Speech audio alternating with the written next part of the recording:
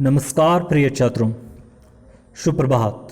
मैं आपका हिंदी अध्यापक एस गौंडी। तो कल के पीरियड में हमने कुटिया में राजभवन इस कविता के बारे में अध्ययन किया था। तो इसके कवि राष्ट्रकवि मैथिली शरण गुप्त जी थे। तो इसमें पहला और दूसरा परिच्छेद कल के पीरियड में हमने अध्ययन किया है। तो आगे की पढ़ाई अब हम शुरू करेंगे। अब मैं तीसरा परिच्छेद पढ़ता हूँ और उसका हार्ड वर्ड्स और एक्सप्लेनेशन देता हूँ। तो देखिए यहाँ पर, तनुलता सफलता स्वादु आज ही आया, मेरी कुटिया में राजभवन मन भाया, किसलय कर स्वागत हेतु हिला करते हैं, मृदु मनोभाव सम सुमन खिला करते हैं, डाली डाली में नवफल नित्य मिला करते हैं, तृण तृण पर मुक्ता भार जिला करते हैं। तो और एक बार इस पद को देखिए, तनुलता सफलता स्वादु आज ही आया, मेरी कुटिया में राजभवन मन भाया, किसलय कर स्वागत हेतु हिला करते हैं, मृदु मनोभाव सम सुमन खिला करते हैं, डाली डाली में नवफल नित्य मिला करते हैं, तृण तृण पर मुक्ता भार जिला करते हैं। तो इस पद में कठिन शब्दार्थ है तनुलता, यानी कि शरीर रूपी लता, यानी कि लता रूपी शरीर, ऐसा हम कह सकते हैं। किसलय कर, यानी कि कोमल हाथ, सॉफ्ट हैंड, ऐसा ही कह सकते हैं। स्वादु, यानी कि स्वाद, ऐसे ही इसका अर्थ हो जाता है। मृदु मनोभाव, यानी कि बहुत ही प्यार से सॉफ्टली, ऐसे कह सकते हैं। सुमन, इस शब्द का अर्थ है फूल। तृण तृण, इसका अर्थ है घास, हुल्लू, ऐसे हम कहते हैं। मुक्ता, यानी कि मोती। तो चलिए छात्रों, हम अब इस पद का अथवा इस परिच्छेद का एक्सप्लेनेशन सुनेंगे। तो सीता रानी यहां पर कहती है कि यहां पर विद्यमान जो सुंदरता है, जो प्राकृतिक सुंदरता है, वो अपने आप में अनोखी है, अपने आप में लाजवाब है। वो सुंदरता सीता माता को यहां पर मोड़ लेती है, आकर्षित कर लेती है, अपनी ओर खींच ले रही है। सीता माता प्राकृतिक सौंदर्य में डूब जाती है। इतनी सुंदरता वहां के प्रकृति में बसी हुई है। तो सीता माता कह रही है कि कोमल लताएं जिस ढंग से, जिस तरीके से वृक्ष पौधों से चिपकी हुई है, जिस तरीके से मैं उस अटैच है, जिस तरीके से वृक्षों के ऊपर लताएं चढ़ती है, बढ़ती है, जिस तरीके से वृक्ष, उसका रहस्य उन्हें आज मालूम पड़ा है। यानी कि सीता माता इसके पहले राजमहल में रहती थी, लेकिन अब वनवास में आ चुकी है। इस कारण जो कैसी लताएं पेड़ों पर चिपके वह आगे बढ़ती रहती है, पेड़ों पर चढ़ती रहती है, यह आज उन्हें मालूम हो गया है सीता माता जी को। तो इसके माध्यम से सीता माता ये भी बताना चाहती है कि कोमल शरीर वाले भी अपने प्रयत्न से आकाश की ऊंचाई को छू सकते हैं, वो भी सफलता प्राप्त कर सकते हैं। आप इसको ऐसे समझिए कि कोई पेड़ है, उसको लताएं चिपकी हुई है। तो इसके माध्यम से सीता माता यह कहना चाहती है कि कोमल शरीर वाले भी, यानी कि महलों में रहने वाले लोग भी अपने अथक, अपने कठिन प्रयास से, प्रयत्न से सफलता की ऊंचाई को छू सकते हैं। और वो कहते हैं कि जो फूल है यहाँ पर वो खिले हुए हैं अथवा जो फूल वो खिले हुए हैं वो बहुत ही सुंदर लग। तो सीता माता को यहाँ पर जो वनों में जो फूल जो खिले हुए हैं उनका नजारा जो है, उनका दृश्य जो है वह बहुत ही उन्हें सुंदर सा लग रहा है, अनोखा सा लग रहा है। तो फिर सीता माता आगे कहती है कि डाली डाली में नवफल नित्य मिला करते हैं। वो ऐसा कह रही है अथवा ऐसा कहती है कि पूरे डाली में बहुत सारे फल, मीठे मीठे फल उन्हें देखने को मिलते हैं। कहां पर? वन में, जो जिसका स्वाद बहुत ही अच्छा है, स्वादिष्ट है। फिर वो कहती है कि हर एक घास की नोक पर ओस की बूंदे हैं, वो ऐसा चमक रही है कि मानो वो मोती हो। तो यहां पर इतना सुंदर प्राकृतिक नजारा जब है तो इस नजरों को सीता माता देखती है तो यहां पर महिलाओं के सामने तुच्छ सा लगता है, बेकार सा मालूम होता है। यानी कि वन का दृश्य जो है उसके सामने महल जो है तुच्छ सा, बेकार सा लगने लगता है और वो वन में बहुत ही ज्यादा खुश है, ऐसा इस पद का। तो सीता माता इस परिच्छेद में यह कहना चाहती है कि तनुलता सफलता स्वादु आज ही आया है। यानी कि इसका अर्थ है कि यहां पर सीता माता जो कहती है आज ही मैंने बहुत ही परिश्रम किया है और परिश्रम करके सफलता पा ली है और आज स्वादु, यहां पर मैंने क्या किया है उसका स्वाद मुझे मिला है, तो इसलिए कुटिया में राजभवन मन भाया है, ऐसा सीता माता कहती है। यहां पर किस लिए कर स्वागत हेतु हिला करते हैं, यानी कि वन में जो यहां पर पेड़ जो है वह अपने मृदु हाथों से, अपने मृदु पत्तियों से उन्हें सीता माता को स्वागत करके हिला हिला कर स्वागत करते रहते हैं। मृदु मनोभाव सम सुमन खिला करते हैं, यानी कि मृदु स्वभाव के जो फूल है, जो सुमन मतलब फूल जो है, फल जो है यहां पर खिला करते हैं, उन्हें देखते हैं और हर एक पेड़ के डाली में नवा नित्य फल उन्हें मिला करते हैं, दिखाई देते हैं। और फिर वो सीता माता कहती है कि तृण तृण पर मुक्ता भार जिला करते हैं, यानी कि सुबह उठने के बाद अगर आप घास के ऊपर जो ओस पड़ती है तो उसको देखते हैं तो उसके ऊपर सूरज की किरणें पड़ने के बाद वह घास के ऊपर ओस पड़ी हुई वह मोतियों जैसी चमकती रहती है। तो इसलिए उसका ऐसा मनोमोहक दृश्य देखकर सीता माता अपने आप को भाग्यवान समझती है और इसके सामने राजमहल को तुच्छ बेकार सा समझती है। तो ऐसा अर्थ इस पद का हुआ है। तो अगला जो परिच्छेद है वह मैं आगे पढ़ता हूं। निधि खोल दिखला रही है प्रकृति निज माया, मेरी कुटिया में राजभवन मन भाया। कहता है कौन की भाग्य ठगा है मेरा, वह सुना हुआ भय धूर भागा है मेरा। वह कुछ करने में अब हाथ लगा है मेरा, वन में ही तो गृहस्थ्य जगा है मेरा। तो इसमें कठिन शब्दार्थ है निधि, इस शब्द का अर्थ है खजाना।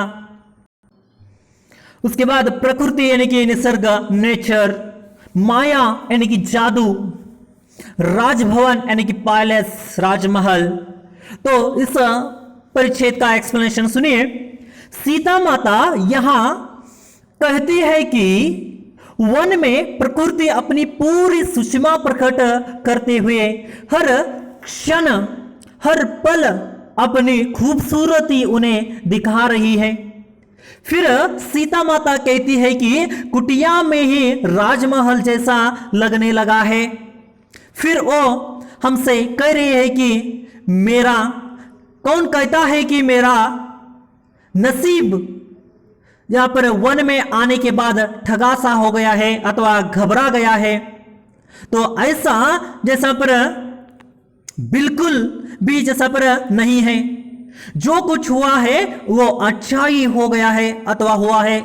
यानी यदि मेरे पति को 14 वर्ष का वनवास भोगना पड़ा है तो मुझे दुखी होने की कोई जरूरत नहीं है। मेरे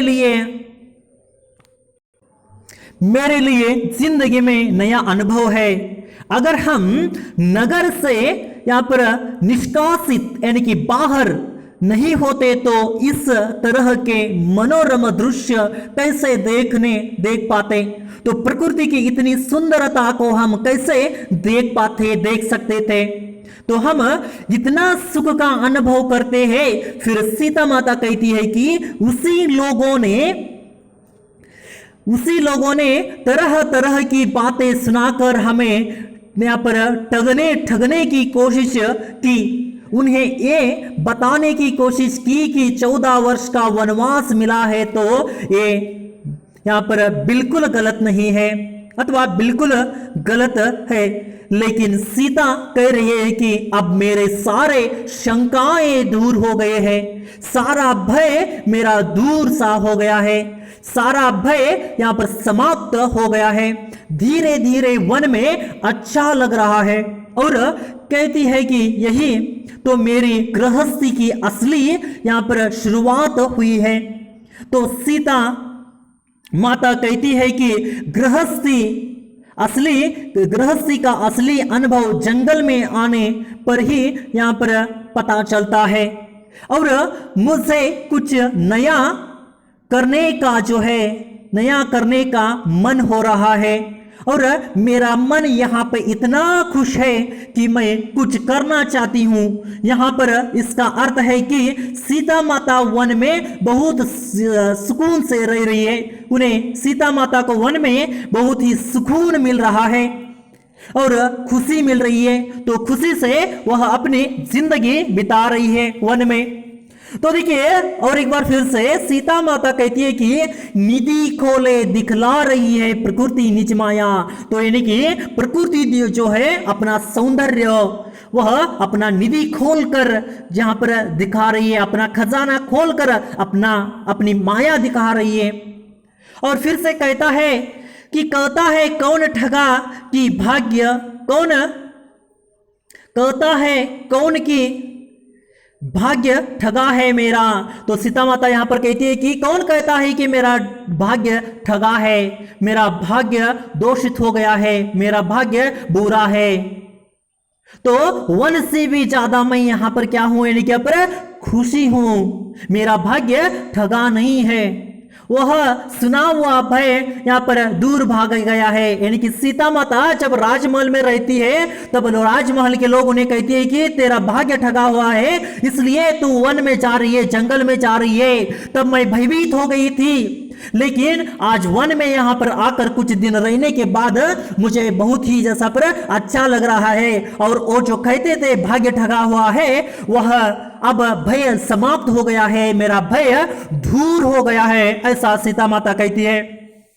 कुछ करने में अब हाथ लगा है मेरा। यानी कि मैं अगर महारानी बनकर राजमहल में रहती तो कुछ नहीं कर पाती थी, क्योंकि दास दासियां मेरा सेवा करते थे, लेकिन आज मैं खुद का काम करने लगी हूं, ऐसा यहां पर सीता माता कहती है। यानी कि खुद का काम अपने हाथों से सीता माता कहती है। और वन में तो गृहस्थ जाग उठा है, यानी कि निज अथवा सच्चा गृहस्थ जो है वन में जैसा पर वह जाग उठा है।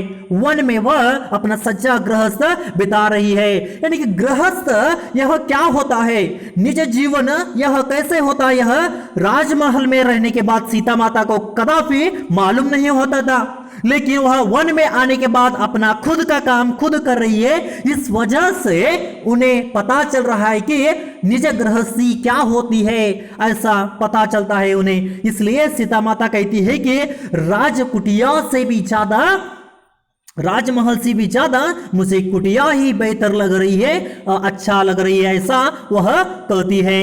तो फिर हम आखिर के पद के तरफ चलेंगे। वह वधु जानकी बनी आज यह जाया, मेरी कुटिया में राजभवन मन भाया। फल फूलों से है लदी डालियां मेरी, वे हरी पत्तले भरी थालियां मेरी। मुनि बालाएं है यहां आलियां मेरी, तटीनी की लहरें और तालियां मेरी। तो इस परिच्छेद में कठिन शब्द आता है। जानकी यानी कि श्री सीता माता जी, आलिया यानी कि सखियां, तटीनी यानी कि नदी, लहरें यानी कि अलेगड़ू, तालियां यानी कि चप्पाड़े। तो इस पद का एक्सप्लेनेशन सुनेंगे अब हम सीता जी कहती है कि मैं अब श्री राम की पत्नी बनकर सारा कर्म सारा काम निभा रही हूं। अब मैं महल की महारानी नहीं हूं, अब मैं श्री राम जी की पत्नी हूं जो जंगल में रह रही हूं और सारे काम कर रही हूं। वो कहती है कि यही जंगल है, मुझे महल से भी अच्छा लगने लगा है, यही मेरा महल है, यह जंगल है, मुझे महल से भी अच्छा लग रहा है, यही मेरा महल है, मुझे यहां किसी की परेशानी नहीं है, ऐसा सीता माता कहती है। फिर सीता माता कहती है कि कुटिया के आगे जो पेड़ है उसमें रोज फल लगा करते हैं। सीता माता कहती है कि इस झोपड़ी के आगे, इस कुटिया के आगे जो पेड़ है उसको हर रोज फल फूले लगाए करते हैं अथवा लगते हैं। तो वो मुझे बहुत ही ज्यादा खुशियां दे रहे हैं, बहुत ही ज्यादा आनंदित कर रहे हैं। फिर वो कहती है कि हरी भरी पत्तियां उनके लिए थाली बन गए हैं, जंगल में पेड़ों की पत्तियां और वो सीता माता के लिए थाली का काम कर रही है, जिसमें खाना परोसा जाता है। यहां पर वास करने वाले मुनि जो है अथवा ऋषि मुनियों की जो बालिकाएं जो है वह मेरी यहां पर सहेलियां बन चुकी है। ऋषि मुनियों की बालिका जो है वह मेरे लिए क्या बन चुकी है? सहेलियां बन चुकी है, ऐसा सीता माता कहती है। तो नदी के तट पर नदी के जो लहरें हैं उससे जो आवाज आ रही है वो ऐसा लग रहा है कि सीता जी के लिए वो तालियां बजा रही है, ऐसा सीता जी महसूस कर रही है। और अंत में सीता जी कहती है यहाँ पर खुद की छाया जो है उनके साथ सीता जी खेल रही है। यह देखकर सीता जी कितना वन में अच्छा लग रहा है। सीता जी नदी के किनारे खड़ी है, नदी के लहरें सीता जी के लिए तालियां बजा रही है और सीता जी अपने खुद के छाया के साथ खेल रही है। तो अंत में कहती है कि कुटिया ही जहाँ पर मेरे लिए राजमहल है, यह कुटिया ही मेरे लिए राजमहल से कम नहीं है, ऐसा सीता माता कहती है। तो और एक बार इस परिच्छेद को देखती है छात्रों। तो वह वधु जानकी बनी आज यह जाया, यानी कि जो राजमहल में रहकर वधु बन गई थी, वह महारानी बन गई थी सीता जी, वह यहां पर वन में आकर आज पत्नी बन गई है, श्री राम की पत्नी के रूप में अपना जीवन व्यापन कर रही है, अपना जीवन बिता रही है। तो राम की पत्नी होने का आज उन्हें बहुत ही अच्छा महसूस होने लगा है। तो कुटिया में राजभवन मन भाया। तो फिर से कहती है कि यहां पर वनों में फल फूलों से लदी डालियां मेरी, यानी कि वन में उनकी जो झोपड़ी है, उनकी जो कुटिया है, उस कुटिया के सामने हर नित्य प्रतिदिन जैसा पर पेड़ों को नए जैसा पर फल और फूलों से लदी हुई है। वह डालियां सीता माता को बहुत ही खुशियां देती है, संतोष प्रदान करती है। वे कहती है कि पत्तले भरी थालियां मेरी, यानी कि पेड़ की जो बड़ी बड़ी पत्तियां हैं वह थाली के रूप में उन्हें नजर आ रही है, थालियों के रूप में उन्हें यहां पर दिखाई दे रही है। तो उसमें हर दिन वह उस थालियों को अथवा पत्तले भरी थालियों को भोजन करने में, खाना खाने में वह अपने इस्तेमाल करती है, उपयोग करती है, यूज करती है।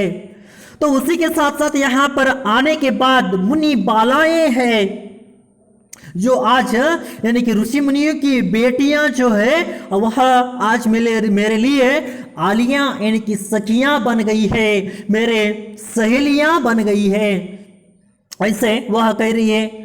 तो तटिनी की लहरें और तालियां मेरी, यानी कि सीता माता फिर से कहती है यहां पर नदी के किनारे जाने के बाद नदी के जो लहरें आते हैं वह मुझे तालियों की जैसा पर मुझे नजर आती है, सुनाई देती है। यानी कि सीता माता के लिए यहां पर नदी के लहरें तालियां बजाने का काम करती है और उन्हें उनमें उत्साह भरती रहती है।